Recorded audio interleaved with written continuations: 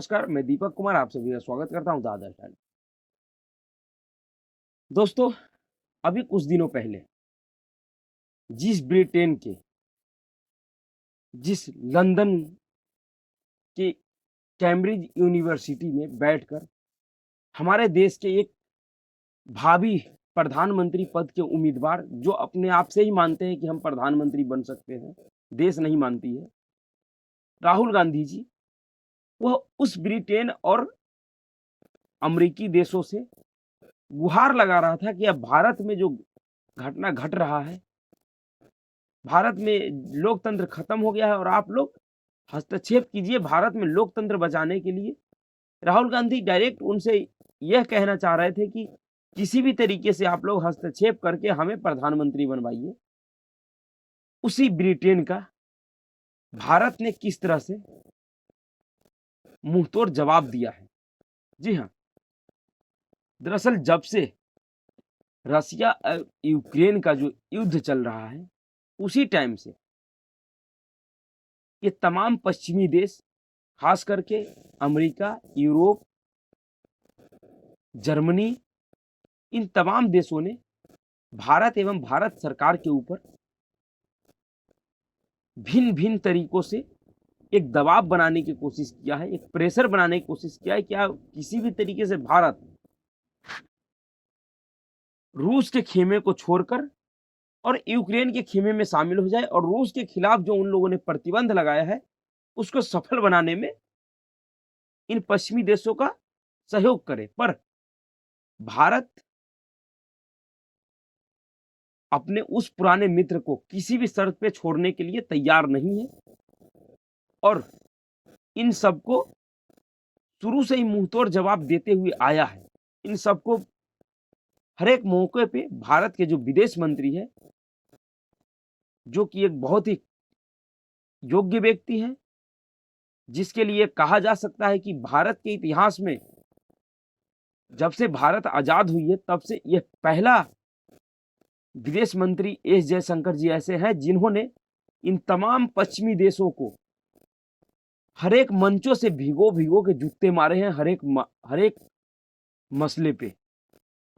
जिन भी मामलों पे इन पश्चिमी देशों ने प्रोपेगेंडा फैलाया और वो सोचा कि हम किसी भी तरीके से भारत और भारत के विदेश मंत्री को घेर लेंगे, उन तमाम चक्रव्यूहों को तोड़कर एस जयशंकर ने उनको करारा जवाब दिया उसी टाइम, उसी मंच पे। फिर भी इन पश्चिमी देशों को शायद समझ में नहीं आ रहा है कि यह भारत पहले वाला भारत नहीं है। दरअसल ब्रिटेन, जिसके ऊपर खास तौर से हम चर्चा करेंगे, जब से भारत में इन खालिस्तानी आतंकवादियों के ऊपर भारत सरकार और पंजाब पुलिस ने लगाम टाइट किया है, जब से इनके ऊपर कार्रवाई करना शुरू किया है, तभी से इन तमाम पश्चिमी देशों में जो खालिस्तान के समर्थक रहते हैं, जिनका नागरिकता उन देशों का है, पर उनको भारत में उपद्रव फैलाना है अपने विदेशी पैसों के दम पे, भारत में अराजकता पैदा करना है। क्योंकि इन तमाम पश्चिमी देशों को, और ऐसा नहीं कि इन देशों को नहीं पता है कि इनके देश में जो ये खालिस्तान समर्थक आतंकवादी है, वह कौन है और कहाँ के रहने वाले और अब वो किस लिए वहाँ रह रहे हैं। इन सभी पश्चिमी देशों को पता है। दरअसल इन देशों ने भारत के साथ जितना, एक तरफ तो ये कहते हैं कि भारत हमारा महत्वपूर्ण सहयोगी पार्टनर है और दूसरी तरफ ये भारत के खिलाफ एक छद्म युद्ध भी लड़ रहे हैं।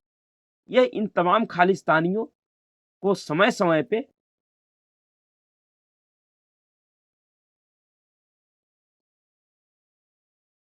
कुछ-कुछ मदद देके भारत के खिलाफ अपना एजेंडा चलाने के लिए कहते भी हैं, पर्दे के पीछे से। पर सामने से कहते हैं कि भारत हमारा महत्वपूर्ण सहयोगी है और जो दुनिया की ज़रूरत है उसमें देखा जाए तो बिल्कुल भारत इन तमाम देशों का सही महत्वपूर्ण सहयोगी है। क्योंकि इन देशों का जो आज हालात है, अगर भारत इनका सहयोग ना करे, तो इन देशों की ऐसी स्थिति हो गई है कि यह अपने यहाँ के जो व्यवस्था है उनको संभालने में बिल्कुल पूरी तरह से फेल हो जाएंगे। और जिस ब्रिटेन की बात कर रहे हैं हम, उस ब्रिटेन में तो आप देखे हैं कि लगातार किस तरह से वहां पे अपने देश के हालातों को ना संभाल पाने की वजह से कई कई प्रधानमंत्री एक के बाद एक इस्तीफा दिए हैं। तो उस ब्रिटेन में भारत के खिलाफ कितना गहरा साजिश रचा जा रहा है। दरअसल इन अंग्रेजों को ऐसा लग रहा है कि ये भारत अभी भी वो 1949 और 50 वाला भारत है, 1948 वाला भारत है। और यह इस भारत का अभी भी जो मुखिया है वो पंडित जवाहरलाल नेहरू टाइप के कोई लोग हैं, जिनको ये भी नहीं ये जिनको ये नहीं पता है कि ये अंग्रेज किस तरह से भारत के खिलाफ साजिश रच रहे हैं। जैसे उस समय वो माउंटबेटन और एडमिना माउंटबेटन ने और भी अंग्रेज अफसरों ने जिस तरह से भारत के खिलाफ साजिश रचा, पर जो उस समय के शासक थे, जिनके हाथ में उस समय सत्ता थी, उनको समझ में ही नहीं आया। उनको लगा कि ये हमारी मदद कर रहे हैं, पर उन्होंने किस तरह से भारत के खिलाफ काम किया। दरअसल अभी भी ये अंग्रेज ऐसे ही सोच रहे हैं कि इस टाइम भी भारत का स्थिति वैसा ही है, पर इनको बार-बार आईना दिखाने के बाद भी इनको समझ में नहीं आ रहा है। तो उसी के क्रम में भारत सरकार ने एक बार और इनको मुंहतोड़ जवाब दिया है। इस बार इनको समझा दिया है कि जैसा को तैसा, जो हमारे यहाँ एक कहावत है कि जैसे को तैसे, उसी तरह का व्यवहार इनके साथ करना उचित समझा है भारत सरकार ने। और इसमें अगर जो 2 देशों के संबंध पे, 2 देशों के ऊपर जो प्रभाव पड़ता है उस नज़रिए से देखें तो ये बहुत ही महत्वपूर्ण घटना साबित हुई है, जिसकी वजह से भारत को कहीं न कहीं एडवांटेज मिलता दिख रहा है। जी हाँ। दरअसल खालिस्तानियों के ऊपर जो भारत सरकार ने कार्रवाई शुरू की है, इसके विरोध में ब्रिटेन के लंदन स्थित जो भारत का जो उच्चायुक्त है, जो उनका जो कार्यालय है, जिसको भारत भवन के नाम से जाना जाता है, उस भारत भवन के ऊपर अभी 19 मार्च रविवार को खालिस्तानी समर्थक गुंडों ने, आतंकवादियों ने हमला बोल दिया था। एक तरह से वहां पे उपद्रव मचाया। वहां पे जो तिरंगा लगा हुआ था उस तिरंगे को उतार दिया, वहां पे खालिस्तानी झंडे फहराया था। और ये सब कहाँ हो रहा है? उस देश में, जिस देश के लिए भारत के बहुत से जो एनजीओ गैंग के लोग हैं, जिनका परिवार चलता है इन विदेशी सहायता पे, विदेशी टुकड़ों पे पलने वाले जो लोग हैं, ये लोग ऐसे कहते हैं कि ब्रिटेन का जो सुरक्षा व्यवस्था है, जो उनका इंटेलिजेंस है, जो उनका सिक्योरिटी एजेंसी है, वो बहुत ही एडवांस है। उनके पास जो सिक्योरिटी के नाम पे जो इक्विपमेंट है वो बहुत ही एडवांस लेवल का है। ये उस ब्रिटेन में हो रहा है। और कहाँ पे हो रहा है? एक दूसरे देश के उच्चायुक्त एवं उनके कार्यालय पे। जबकि ऐसा एक नियम है कि हर एक देश का उच्चायुक्त या उनका कार्यालय हर एक देशों में होता है, और यह ऐसे जगह पे होता है जिसको सबसे सुरक्षित जगह माना जाता है। इन उच्चायुक्तों को एवं उनके कार्यालयों को अपने देश से भी अधिक सुरक्षा प्रदान किया जाता है। ये सभी देशों का नियम है। पर ब्रिटेन में, जिसका सिक्योरिटी लेवल इतना एडवांस माना जाता है, जिस ब्रिटेन को कहा जाता है कि वो बहुत ही विकसित देश है, जहां कहा जाता है कि जहां की महारानी वो हीरे का ताज पहनती है, उस देश का सुरक्षा एजेंसी कैसा है कि एक दूसरे देश के उच्चायुक्त एवं उनके कार्यालय पे दिन दहाड़े कुछ उपद्रवी हमला कर देता है और उसको सुरक्षा एजेंसियों को पता भी नहीं है। तो ऐसा तो नहीं हो सकता है ना। जिस तरह की घटना हुआ उसको देखते हुए ऐसा लग रहा था कि कहीं न कहीं ब्रिटेन में बैठे जो लोग हैं, जो इसके लिए जिम्मेवार लोग हैं, उन लोगों की सहमति थी इन उपद्रवियों के साथ में। उन लोगों की सहमति से ये उपद्रवी उपद्रव वहाँ फैलाए थे। उसी को ध्यान में रखते हुए भारत ने एक तो बहुत ही कड़ी प्रतिक्रिया जताई। विदेश मंत्रालय ने ब्रिटेन के सामने इस बात का विरोध भी जताया। उसके बाद भारत सरकार ने इनको अब दूसरे तरीके से जवाब देने का प्लान बनाया। इन्होंने सोच इन्होंने क्या किया कि जो भारत में, जो नई दिल्ली में ब्रिटिश सरकार का जो उच्चायुक्त है, उनका जो कार्यालय है, वहाँ पे जो एक्स्ट्रा सुरक्षा दिया जा रहा था, उस सुरक्षा को भारत ने विथड्रॉ कर लिया, हटा लिया।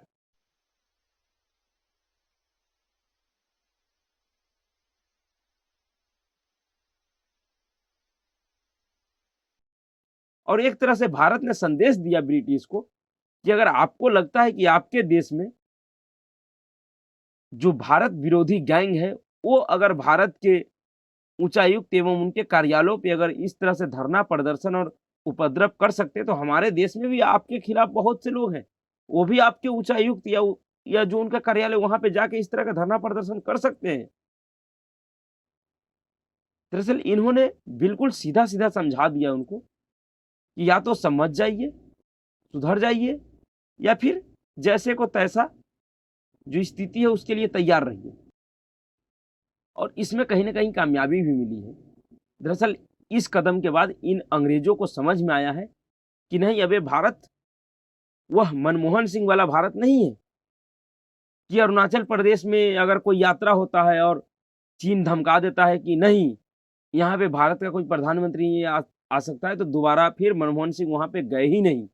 अपने पूरे कार्यकाल में एक बार गए, और जब चीन ने विरोध किया तो दोबारा उस अरुणाचल प्रदेश में कभी प्रधानमंत्री नहीं गए। तो शायद इन अंग्रेज़ों को भी लग रहा था कि ये वाला प्रधानमंत्री भी ऐसा ही है और ये वाला व्यवस्था भी ऐसा ही है। पर समय-समय पे इनको मुँहतोड़ जवाब दिया जाता रहा है, और इस बार भी इनको मुँहतोड़ जवाब दिया गया है। जिससे अब इनके होश ठिकाने आए हैं। अब बुधवार का जो विरोध प्रदर्शन था, उस विरोध प्रदर्शन से पहले भारतीय उच्चायुक्त एवं उनके कार्यालयों का सिक्योरिटी बढ़ा दी गई थी।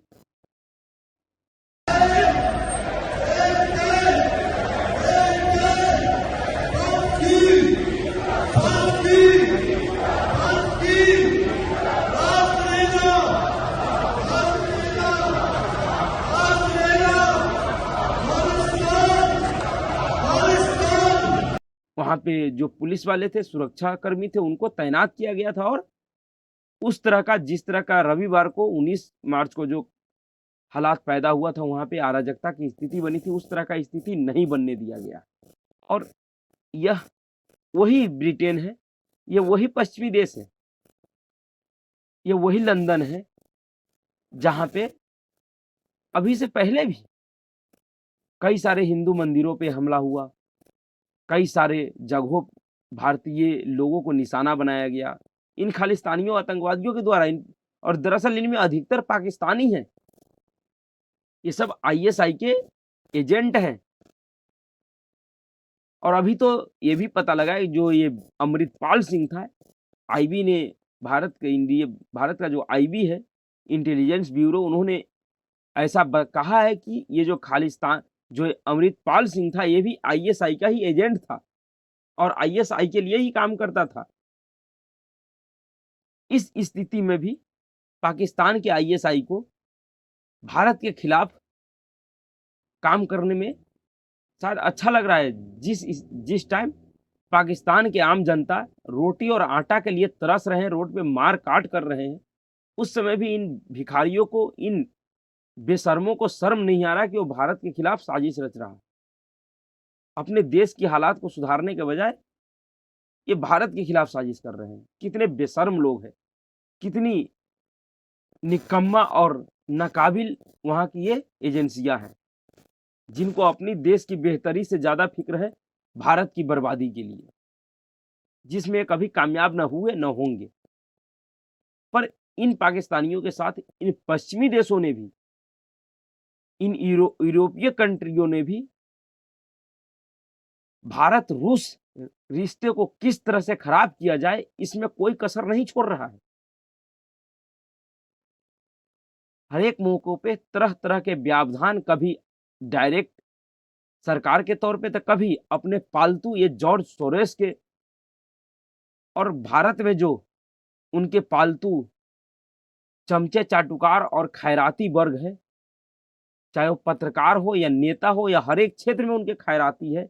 जॉर्ज सोरोस के टुकड़े पे पलने वाले यहाँ बहुत से लोग हैं। उन सभी लोगों के माध्यम से भारत के आंतरिक स्थिति में इस तरह की माहौल बनाने की कोशिश करता है, जिससे जो भारत का उभरता हुआ छवि है, जो एक मजबूत आर्थिक स्थिति बना हुआ है और जो हमेशा आगे बढ़ता हुआ है, उसको रोकने का प्रयास ये बार-बार करते रहे हैं और कर रहे हैं। एक तरफ तो यही ब्रिटेन कहता है कि भारत के साथ एक फ्री ट्रेड एग्रीमेंट करेगा, क्योंकि इनकी आर्थिक स्थिति ऐसा हो गया है कि लगातार देखिए कई प्रधानमंत्रियों ने जिनसे देश नहीं संभला तो उन्होंने इस्तीफा दे दिया। तो एक तरफ तो ये ऐसे काम के लिए भारत से सहयोग की उम्मीद करते हैं और दूसरी तरफ ये भारत के खिलाफ ही अपने देश में इन आतंकवादियों को पाल रहे हैं और पोस रहे हैं। चाहे वो ऑस्ट्रेलिया हो, चाहे ब्रिटेन हो, चाहे अमेरिका हो, चाहे कनाडा हो। इन सभी देशों ने समय-समय पे अपना जो असली चेहरा है, जो भारत विरोधी छवि है, उनको दिखाता ही रहा है।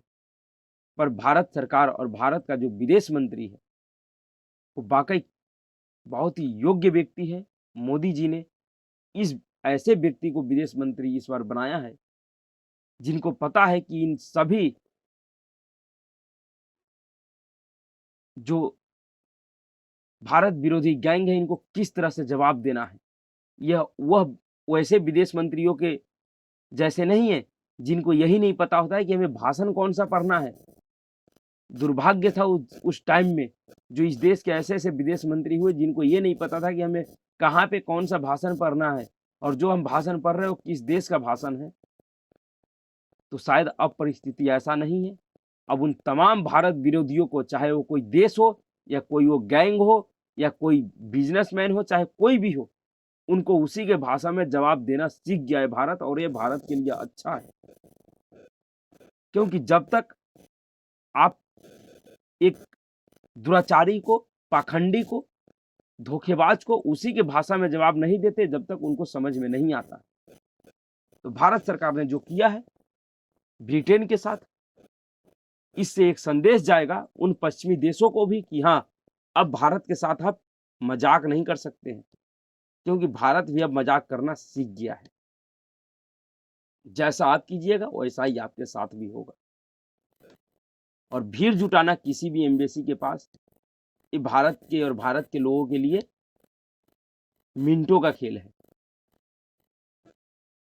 इसलिए भारत सरकार ने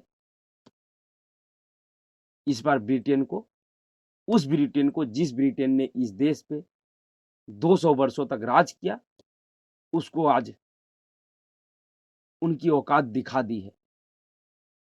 और उनके साथ-साथ उनके जो खैरियर खैराती, जो उनके टुकड़े पे पलने वाले लोग हैं जो भारत में, उनको भी औकात दिखा चुका है। जिस तरह से बीबीसी के ऊपर कार्रवाई हुआ, जिस तरह से और भी कार्रवाई हो रही है और जिस तरह से आज ये जवाब दिया गया ब्रिटेन को, इससे उन तमाम एजेंडाधारियों को, चाहे वो देशी हो या विदेशी हो, सबको समझ में आना चाहिए कि अब भारत सरकार